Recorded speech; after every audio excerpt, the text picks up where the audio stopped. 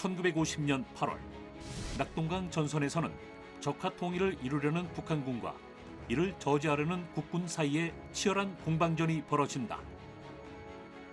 특히 북한군이 전력을 집중하여 일시적으로 포항을 점령하게 되자 국군과 미군은 충격에 빠진다. 이에 포항지구 전선의 압력을 줄이기 위해 국군과 미군은 후방 상륙 작전을 개시하게 되는데 6.25 전쟁 당시 학도 의형병들의 처절한 전투가 펼쳐진 장사 상륙 작전에서는 어떤 일들이 있었나? 뉴스멘터리 전쟁과 사람에서 지금 바로 시작합니다. 전쟁 없는 세상을 꿈꾸기에 전쟁을 연구합니다. 안녕하세요. 뉴스멘터리 전쟁과 사람 허준입니다. 안녕하세요. 윤지연입니다. 이번 시간 함께 하실 두 분 모시겠습니다. 이명환 소장님, 김동원 교수님 나와주셨습니다. 안녕하세요. 안녕하세요. 반갑습니다. 지난번에 탕금대 전투에 출연해 주셔서 또 오늘 귀한 자리 또 초대해 주셨습니다. 네, 김동원 교수님. 오늘은 또 주제가 장사 상륙 작전인데 장사리 잊혀진 영웅들 이 제작에도 참여해 주셨다고요. 네, 장사리 잊혀진 영웅들 공동 제작자였고요. 그 과정은 학도병들 17세 평균 나이 17세 학도병들이 목숨을 걸고 굉장히 위험한 상황에 노출됐음에도 불구하고 용기와 희생으로 총탄이 날아드는 환경을 조성하기 위해서 굉장히 제작에 심혈을 기울였습니다. 이런 감동적인 얘기하면서 이런 질문 될지 모르겠지만 영덕에서 촬영을 하시다고 했습니까? 네, 영덕 구례불해면에서 또 그게 설마 거기서 그 고생하는데 네. 제작자로서 영덕 댁에들은 좀 먹이면서 촬영을 했는지. 몰래 몇 번 먹었습니다. 우리 두 분과 함께 이제 장사 상륙 작전 이야기 이제 기대가 되는데요. 네. 낙동강 방어선에서 전투가 한참 벌어지고 있을 때잖아요. 네네. 이때 당시에 전황은 어떤 상황이었나요? 낙동강 전선은 이제 크게 보면 뒤에서 보면은 사실은 이제 북한군의 전투력이 거의 쇠잔한 상태였어요. 그래서 아마 우리가 지금 역사를 평가하면 이미 틀렸다라고 이렇게 평가하기 쉬운데 실제로 여러 전쟁을 보면은 객관적으로는 이게 이미 틀렸네 싶어도 당시 특히 낙동강 전선 전반기는 아슬아슬했죠. 원래 이제 한국 전쟁 내내 서쪽은 미군, 동쪽은 한국군이 맞는 과정이었는데 동쪽에서 이제 주로 3사단하고 수도사단이 이제 저 지역을 방어를 했습니다. 근데 북한군도 이제 최후의 그 힘을 냈어야 됐기 때문에 이때 밀어붙이는데 어떻게든 포항 라인을 방어를 했어야 됐거든요. 근데 충격적으로 이제 포항을 뺏겨요. 저기 쪽에 그 부룡포라고 있어요. 거기서 이제 배를 타고 국군을 뒤로 탈출시킬 정도로 밀렸는데 완전히 뺏긴 건 아니고 포항 남부까지는 왔죠. 그래서 마지막에는 경주도 여기 뚫리면 경주도 위험하다. 여기까지 갔었습니다. 그래서 미군도 특임대 부대들을 이제 막 집어넣고 근데 이것도 미군도 급하니까 체계적으로 못하고 뭐 3개의 특임대를 넣었는데 3개를 넣은 게 아니라 급하니까 막 축차 투입해서 이렇게 된 거였어요. 그러나 어쨌든 다행히 포항 남쪽하고 그 안당 라인을 이제 3사단하고 수도사단이 같이 지켜냅니다.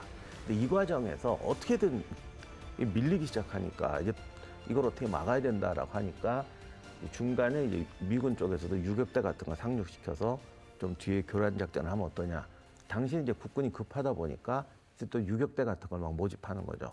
학도병 뭐 이렇게 막 모집하고 이래서 이제 독립 제1유격대대라는 게 생기는데 이게 이제 이명흠 대위의 지휘관이었고 이름을 따서 명부대라고 불렀다는 부대예요. 주로 대구하고 밀양에서 모은 병력을 합쳐서 이 부대를 만들었고요.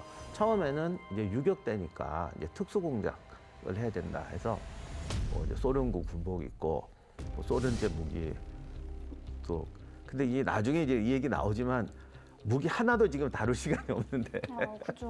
국군 무기 북한 거 막 섞어 쓰고 훈련하는 게 정신없었고 그리고 당시는 유격전에 대한 경험이 사실 거의 없었어요.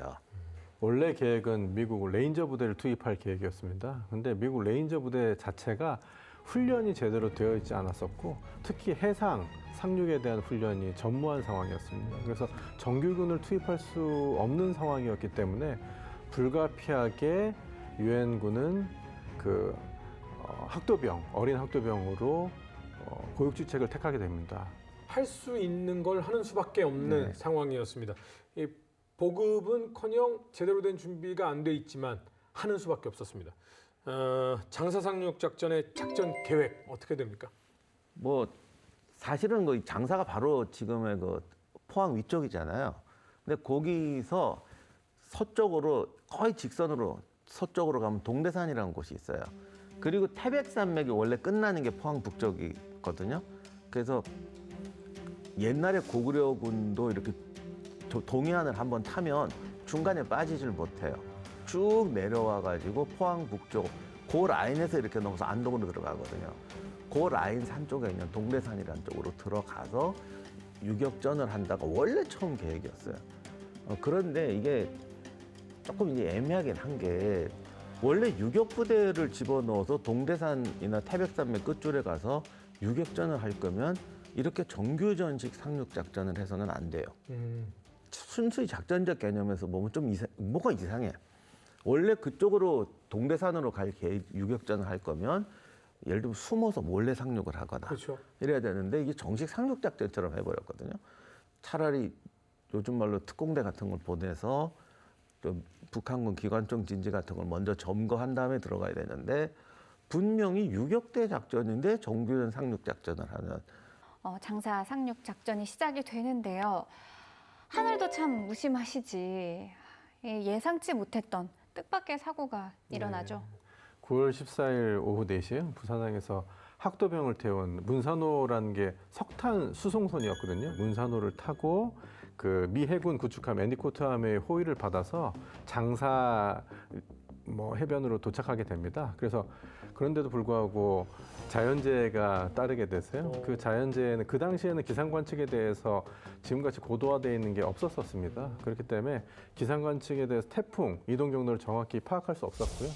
9월 13일에 태풍 케지아가 일본 규슈 지방을 해서 그 여급 파급 효과로 문산호가 장사의 그 4km 지점에서 거센 파도 때문에 좌초되고 맙니다. 그래서 해변도 제대로 볼 수 없는 상황에서 이제 그 파도를 이겨서 학도병들이 상륙을 해야 되는 상황입니다. 그래서 학도병들을 모두 다 그 파도에 내서 헤엄쳐서 그 해변으로 가야 되는 상황이어서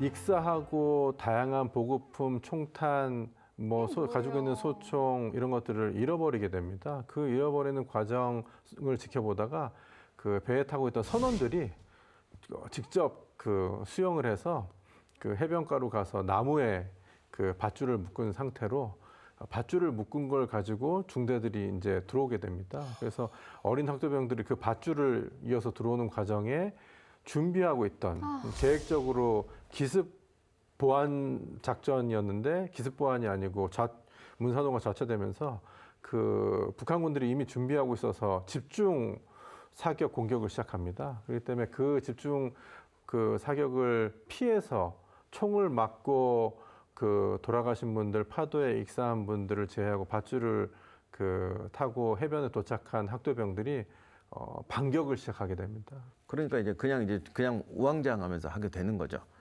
이렇게 돼서 특공대가 그냥 내려가게 되는데 제가 거기 가봤거든요. 근데 가보니 딱 해수욕장, 원래 해수욕장이잖아요, 지금. 가서 보니까 아니 이걸 어떻게 여기다 상륙을 해? 도대체 산이 이렇게 산면으로 딱 맞고 있어요. 그래서 그 산이 우리나라 산이 같은 해변은 이렇게 넓고 개활지 같은데 거기 한 몇백 미터 뒤는 완전히 이렇게 산이에요. 그 산면을 딱 막고 있어가지고 야 이건 기관총 2개만 갖다 놓으면은 이건 어디든지 이건 가는 구조다. 거기 지금 이렇게 바다에서 올라오는 이제 상륙과 동상들 만들어놨고 학도병 이제 교복 입고 뭐 있는데 정말 눈물이 왈칵 날 뻔해서 아니 이걸 어떻게 이거를 하냐. 근데 더 놀라운 거는 여기서 죽어 나가면서 토치카를 제압했다는 거예요. 근데 어떤 의미로 보면 북한군도 훈련이 안 돼 있긴 했던 것 같아요. 근데 애초에 작전을 세울 때 그 정도는 미리 다 알고 세우지 않나요? 그러니까 원래 상륙 작전은 철저한 화력 지원, 네. 공중 지원, 그리고 상륙 장비, 그래서 사실 훈련도 많이 해야 돼요. 이 쉽지 않거든요. 그러니까 상륙정이나 이런 거 없이 오니까 해변 바다 해변 경사가 좀 완만하거나 얕은 데로 왔어야 됐을 것이고 얕은 데로 온다는 거는 결국은 물에서부터 허리에서부터 이제 걸어 올라와야 된다는 거죠. 이렇게 되는 건 이제 각오하고 한 거예요. 그러니까 북한군이 만약 기다리고 있다면 영락없이 거의 전멸할 수 있는 상황이었던 거예요. 근데 문제는 이거를 알고 내려간 대원들이 목숨 걸고 돌격을 해가지고 결국 북한군 토지카를 제압을 합니다. 이걸 어떻게 제압을 했대요? 진짜. 확실히 북한군도 훈련이 안 됐던 것 같고 병력이 많지는 않았던 것 같아요. 좀 충분히 됐으면 도저히 이건 불가능한 네. 작전이었는데 예상을 전혀 못하는 네. 상황이었겠죠. 그래서 어쨌든 이게 5시 반부터 시작되는 상륙에서 9시에 상륙을 완료합니다. 그러니까 그동안 거의 와. 4시간 동안 사투를 벌인 거예요. 그리고 전방에 있는 바로 앞에 그러니까 그냥 여기가 산인데 그 200고지를 점령하는데 그 고지 점령한 게 15시였습니다. 진짜 대단한 거지. 이 과정에서 39명을 사살하고 3명을 포로로 잡고 토치카 9개를 파괴했어요. 병력이 많지 않았지만 토치카가 무려 9개나 됐다는 거죠. 그러니까 이거 하나하나를 6탄으로 제압했던 겁니다.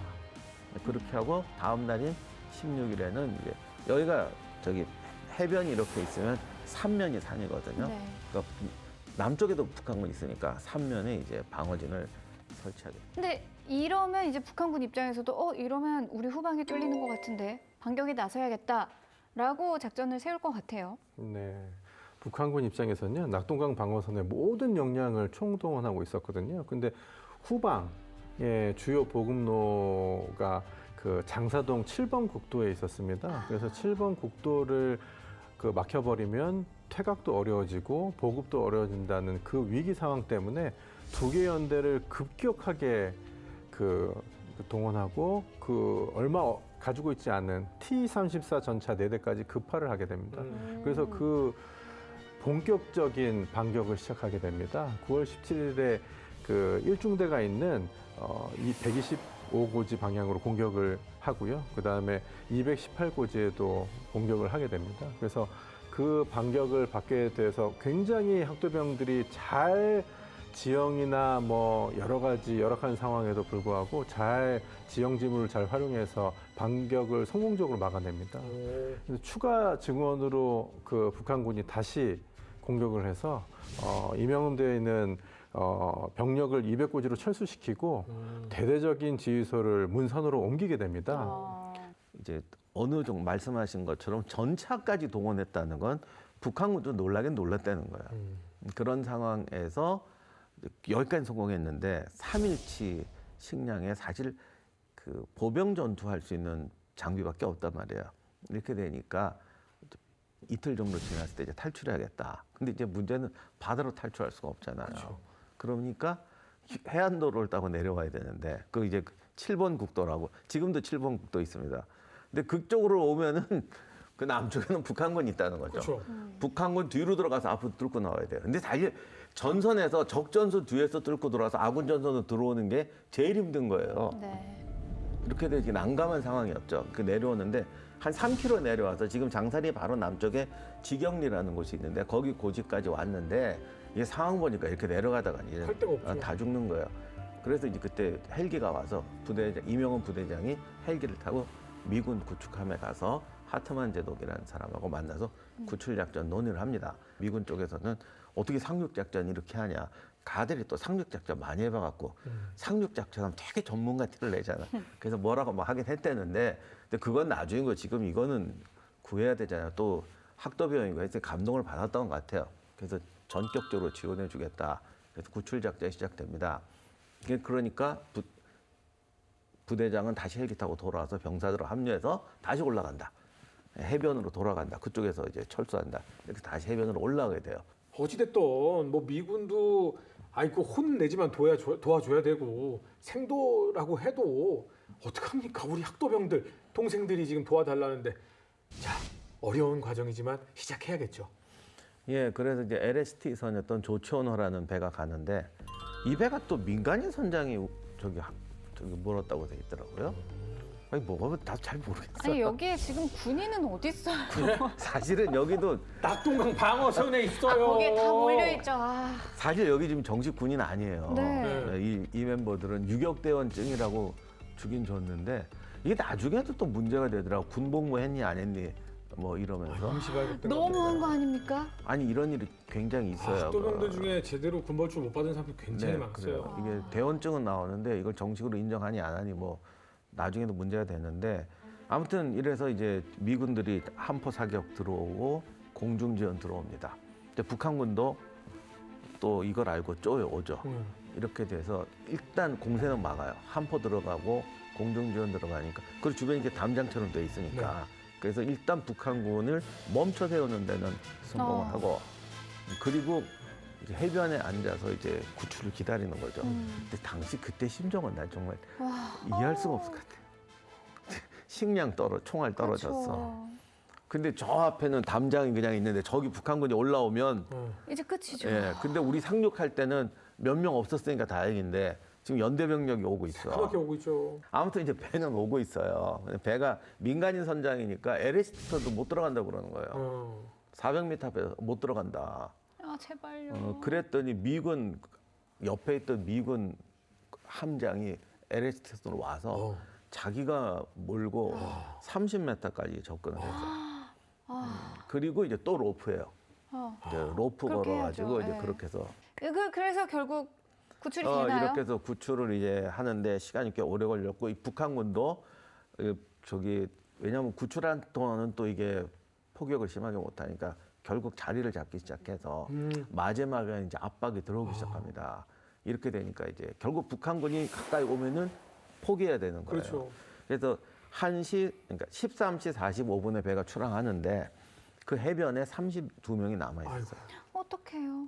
그리고 이 북한군이 총탄이 떨어지기 시작하니까 마지막에 대원 9명이 전사하고 12명이 부상을 입고 그리고 32명을 남겨두고 그동안 또 전사한 분들이 한 100명 되니까 670명을 데리고 이제 철수를 하게 됩니다.